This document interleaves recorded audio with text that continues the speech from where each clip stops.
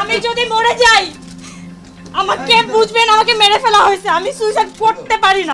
ঢাকা মহানগর গোয়েন্দা পুলিশের সাবেক অতিরিক্ত উপকমিশনার এবং বর্তমানে অতিরিক্ত পুলিশ সুপার পদে কর্মরত মোহাম্মদ গোলাম শাকলাইনকে বাধ্যতামূলক অবসরে পাঠানোর সিদ্ধান্ত নিয়েছে সরকার। বিভাগীয় তদন্তে তার বিরুদ্ধে আনা অসদাচরণের অভিযোগ প্রমাণিত হওয়ায় এই সিদ্ধান্ত নেওয়া হয়েছে বলে সংশ্লিষ্ট সূত্রে জানা গেছে।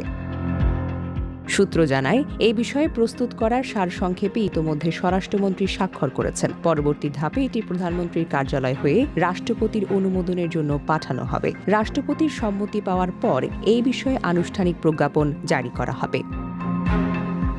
ঘটনার সূত্রপাত 2021 সালে। ওই সময় ব্যবসায়ী নাসিরউদ্দিন মাহমুদের বিরুদ্ধে দায়ের করা একটি মামলার তদন্ত কর্মকর্তা ছিলেন গোলাম শাকলাইন। তদন্ত চলাকালে চিত্রনায়িকা পরিমণির সঙ্গে তার ব্যক্তিগত সম্পর্ক নিয়ে বিভিন্ন গণমাধ্যমে প্রতিবেদন প্রকাশিত হয়।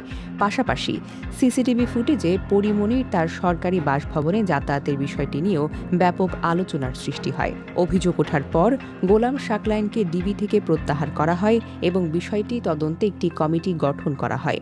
দীর্ঘ তদন্ত শেষে সংশ্লিষ্ট কর্তৃপক্ষ জানায়, অভিযোগের বিষয়ে পাওয়া তথ্য প্রমাণ পর্যালোচনা করে বিভাগীয় ব্যবস্থা নেওয়ার সুপারিশ করা হয়েছে। স্বরাষ্ট্র মন্ত্রণালয়ের নথি অনুযায়ী তদন্তে কল রেকর্ড, সামাজিক যোগাযোগ মাধ্যমের কথোপকথন সহ বিভিন্ন তথ্য বিশ্লেষণ করা হয়। তদন্ত প্রতিবেদনে উল্লেখ করা হয়, একজন সরকারি কর্মকর্তা হিসেবে তার আচরণ পেশাগত শৃঙ্খলা ও নৈতিক মানদণ্ডের সঙ্গে সামঞ্জস্যপূর্ণ ছিল না।